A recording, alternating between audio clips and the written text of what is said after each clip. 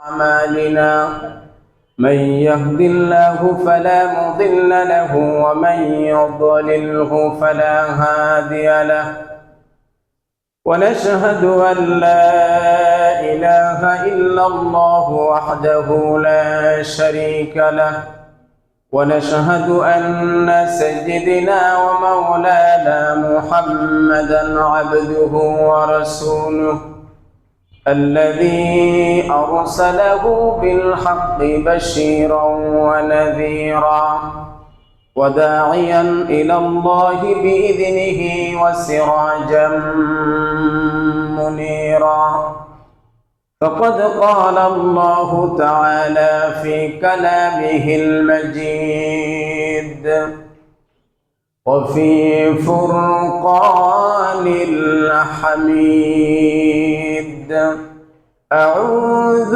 بالله من الشيطان الرجيم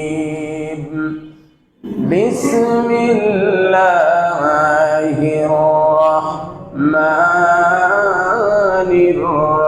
الرحيم يا أيها الذين آمنوا بالله إلى آخر الآية. وقال تعالى إن الله وملائكته يصلون على النبي يا أيها الذين آمنوا صلوا عليه وسلموا تسليما اللهم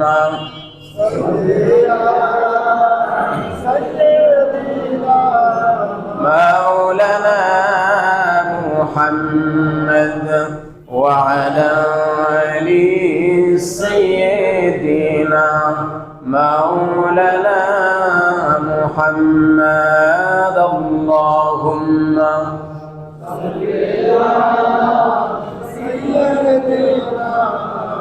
مولانا محمد وعلى آل سيدنا مولانا محمد কোথায় রইলেন প্রাণের রাসূল আমাদেরকে সারিয়া আপনি সারা কি লাভ হবে এ ধরাতে বসিয়া আল্লাহুম্মা সাল্লি আলা সাইয়্যিদিনা মাওলানা মুহাম্মদ ওয়া আলা আলি সাইয়্যিদিনা مولانا محمد بلغ العلا بكماله كشف الدجى بجماله حسنت جميع خصاله صلوا عليه وآله मुझे उसमें या ना मिले मुहम्मद मिले यानी हो शैजू अल्लाह मिले बलगल उला बिकमालिही कशफत दुजा बिजमालिही हसनत जमीउ खिसालिही सल्लु अलैहि व आलिहि। আলহামদুলিল্লাহ। আপনারা সবাই কেমন আছেন? আলহামদুলিল্লাহ। আমাদেরকে ভালো রেখেছেন কে? আল্লাহ। আমরা কার শুকরিয়া আদায় করব? আল্লাহকে। আমরা সর্বপ্রথমেই এই বিশ্বজাহানের একচ্ছত্র অধিপতি আমাদের খালিক আমাদের মালিক আল্লাহ সুবহানাহু ওয়া তাআলার দরবারে আলিশানে আমরা শুকরিয়া জ্ঞাপন করছি, যিনি আমাদেরকে সপ্তাহের শ্রেষ্ঠ দিন জুমুয়াবারে সকলের আগে ভাগে মসজিদে আসার মতন, বসার মতন, আলোচনায় সামিল হওয়ার তৌফিক দান করলেন। মহল্লার ভিতর অসংখ্য মানুষের মধ্য থেকে আমাদেরকে যাচাই বাছাই করে, আমাদেরকে ভালোবেসে নেক আমল করার নিমিত্তে যেই মনিব আমাদেরকে আসার তৌফিক দান করলেন, তার শিখানো ভাষায় আমরা সকলের অন্তরের স্থল থেকে আমরা শুকরিয়া জ্ঞাপন করছি। বলে আলহামদুলিল্লাহ। আমরা বলছি রব্বানা লাকাল হামদ হামদান কাসীরান তাইয়িবান মুবারাকান ফি, ইয়া রাব্বি লাকাল হামদু কামা ইয়ানবাগি লিজালালি ওয়াজহিকা ওয়া আযীমি সুলতানিক। আল্লাহু আকবার কাবীরা, আলহামদুলিল্লাহি কাসীরা, সুবহানাল্লাহি বুকরাতান ওয়া আসীলা, সুবহানাল্লাহি ওয়া বিহামদিহি আদাদা খালকিহি ওয়া রিদা নাফসিহি ওয়া জিনাতা আরশিহি ওয়া মিদাদা কালিমাতি।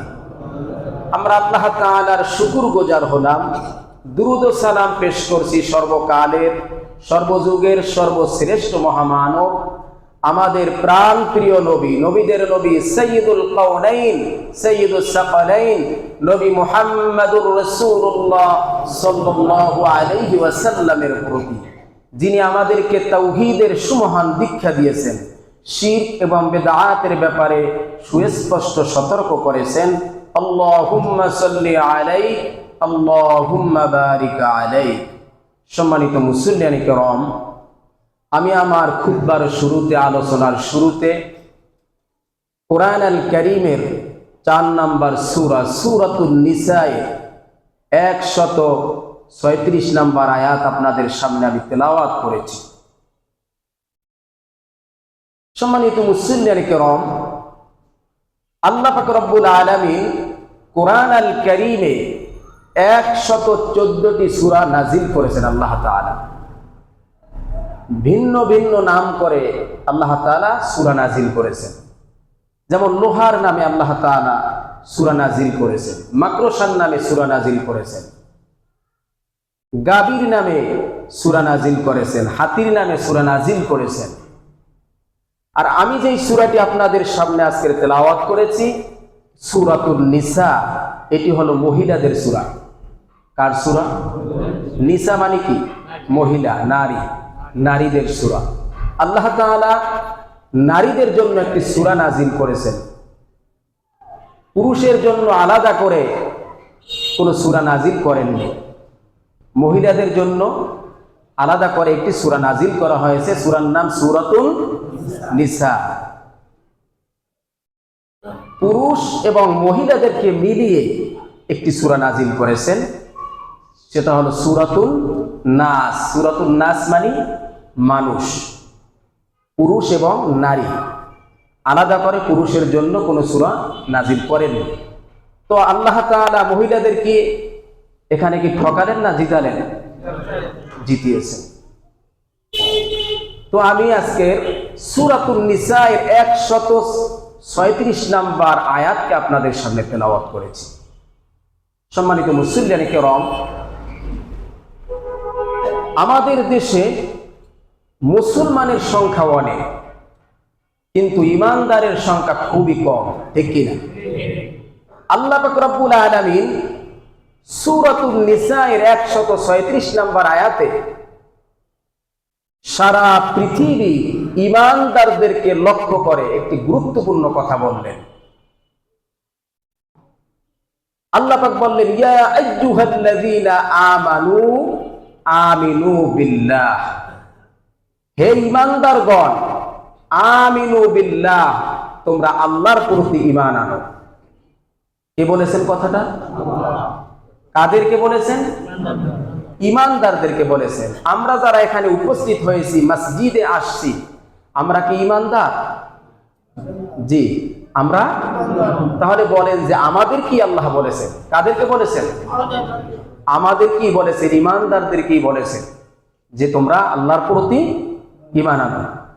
আল্লাহ পাক বলেন, ইয়া আইয়ুহাল্লাযীনা আমানু আমিনু বিল্লাহ, হে ঈমানদারগণ আল্লাহর প্রতি ঈমান আনো। কে বলেছেন কথাটা? আল্লাহ বলেছেন। আপনারা যারা এখানে উপস্থিত হয়েছেন, আপনারা কি ঈমান আনেন নাই? তো আল্লাহ তাআলা যে আবার বললেন, হে ঈমানদারগণ আল্লাহর প্রতি আবার ঈমান আনো।